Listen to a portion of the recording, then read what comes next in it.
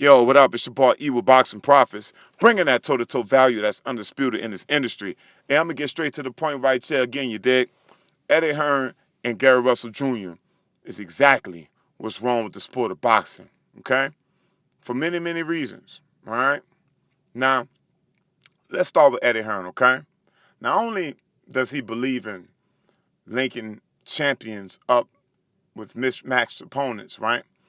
You know, we look at what happened with what's her name, Sinicia Estrada, against that woman. I think her name is Miranda Atkins, right?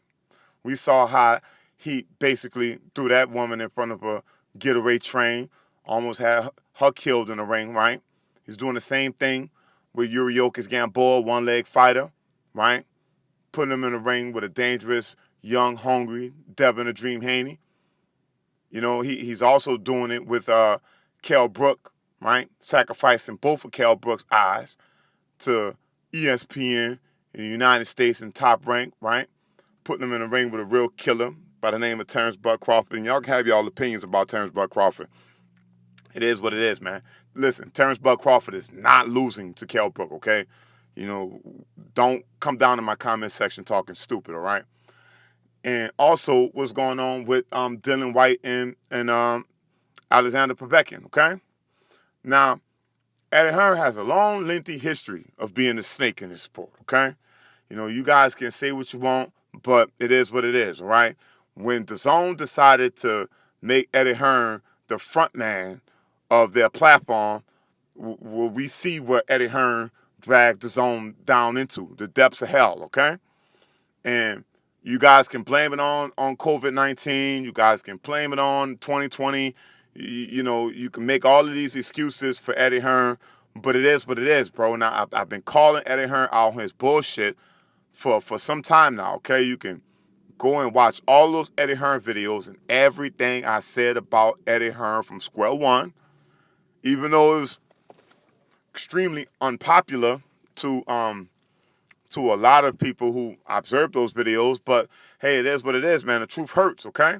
So Eddie Hearn, just to get to the point, you know, it's sad that he would decide to put these lower caliber fighters in the ring with these opponents who are dangerous to them, okay?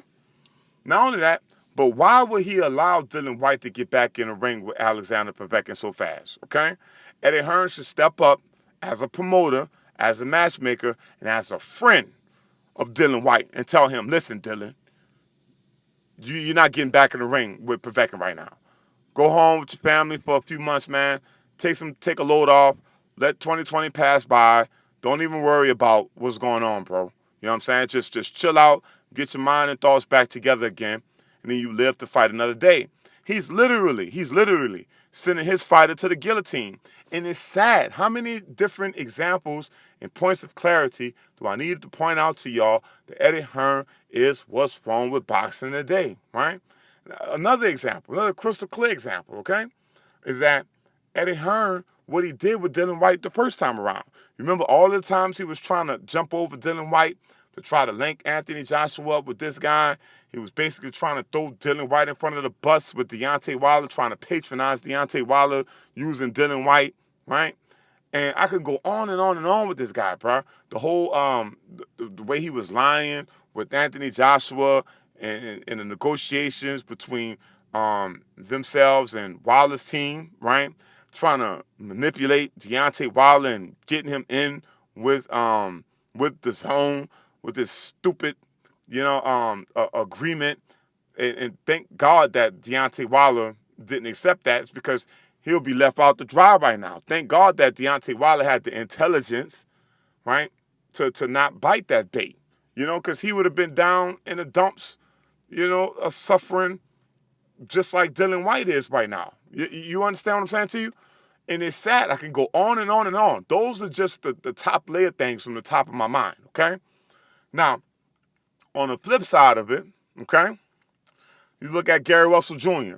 That's a sad, sad case. Not only is he like Sasquatch, he's this reclusive individual who thinks that it's best for him to only come out of his cave or come from underneath his rock or his hole every 3 years to fight a a no-name bum, somebody who we don't even know of, some fighter from Antarctica, or from the shores of Australia that we've never heard of before, a day in our lives.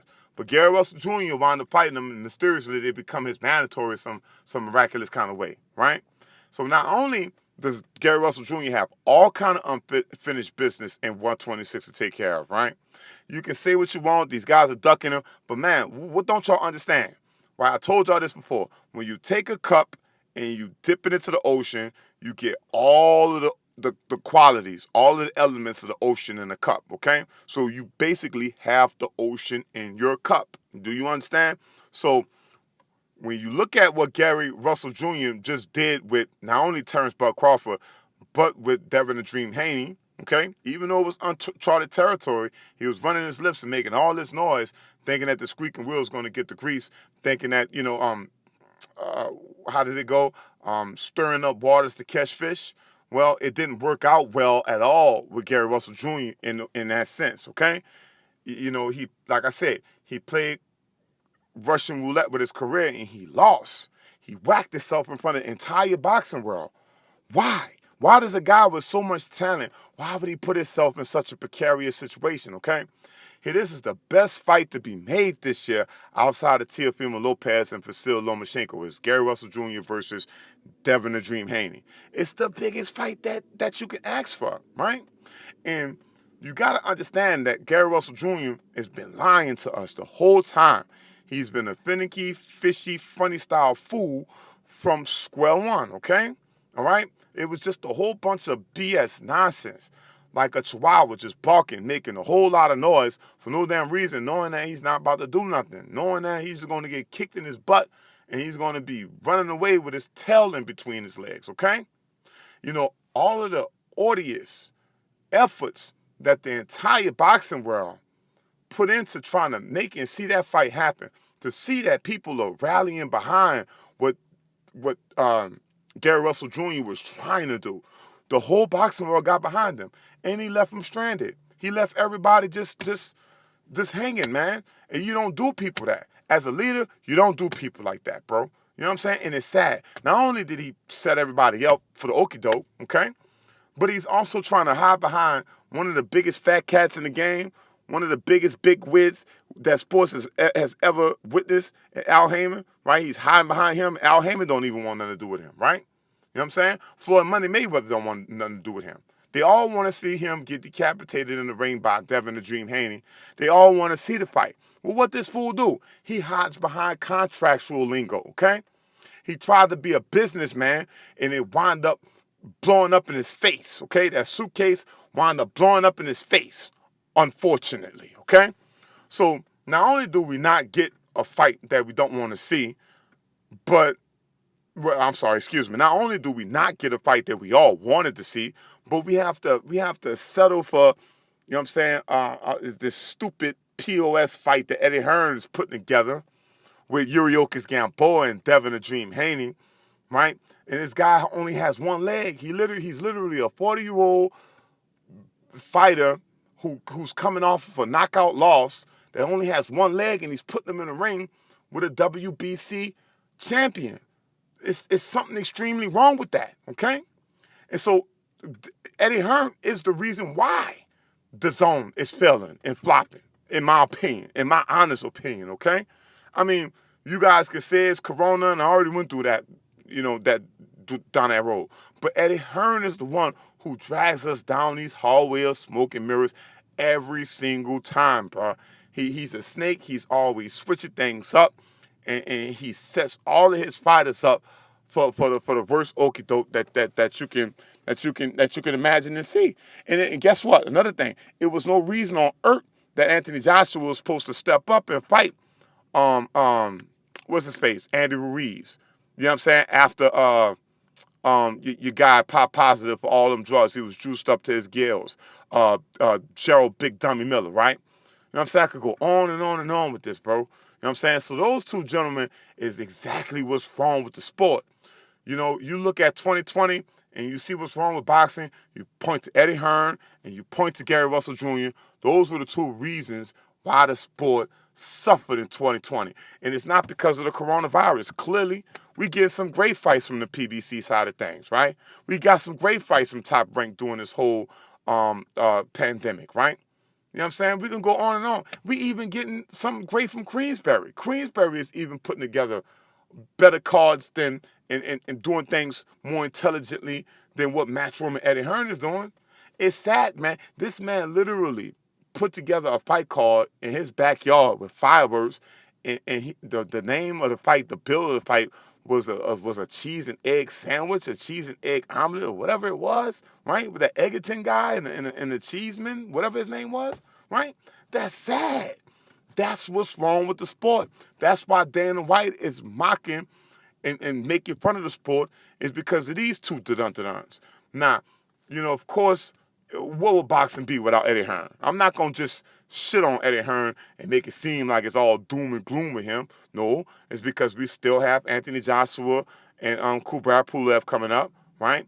He is trying his best to make this fight between Tyson Fury and Anthony Joshua, and that's his saving grace right there. You know what I'm saying? But again, the snake that needs to shed his skin, both of these guys need to shed their skin, but it's mainly Eddie Hearn that I'm talking about here, with him trying to overjump Deontay Wilder as if this man doesn't even exist anymore, as if Tyson Fury's just going to go in there and just wash Deontay Wilder out of the ring. Is it possible? Yes, it is possible. We've seen it happen once before, for surely, but arguably twice we've seen Tyson Fury get the better of Deontay Wilder. But Deontay Wilder still has a puncher's chance to knock Tyson Fury the fuck out, okay? He still has that chance to do that.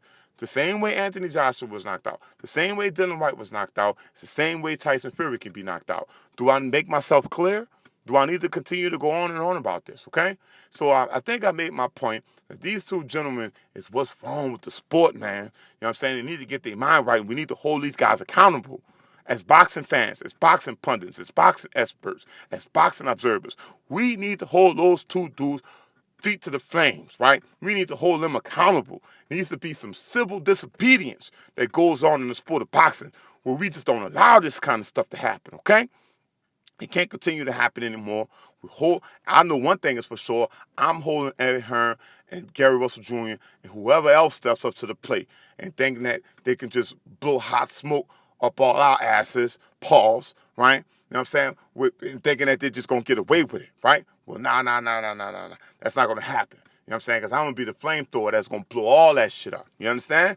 You feel me? You know what I'm saying? It's because, and I need y'all to rally behind me, it's because we the people are the ones who got the power.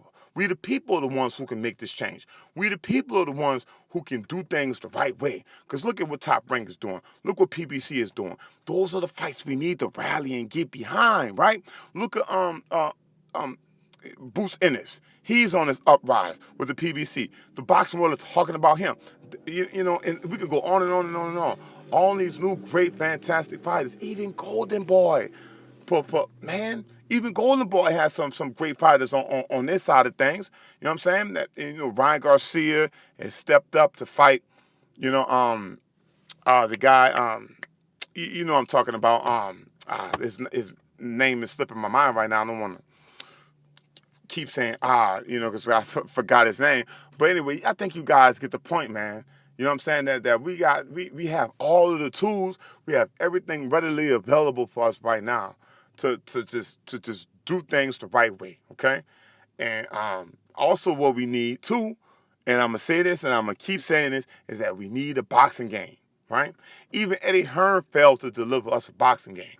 Wasn't he the one that took responsibility for making sure that a new Fight Night game was supposed to be coming about? That would be the saving grace for boxing right there. It's a new boxing game, right? Tell me where I'm lying at.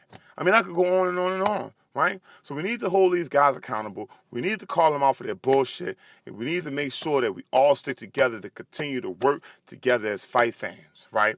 To bring value to the sport and to keep the value in boxing so that it doesn't depreciate and we don't have to run into these mirages thinking that, it's all, fine and dandy, you know what I mean? And then, we all get sand in our face, you know what I mean? So the boxing game is a rock that's in our hand that's turning into sand and slipping through all our fingers.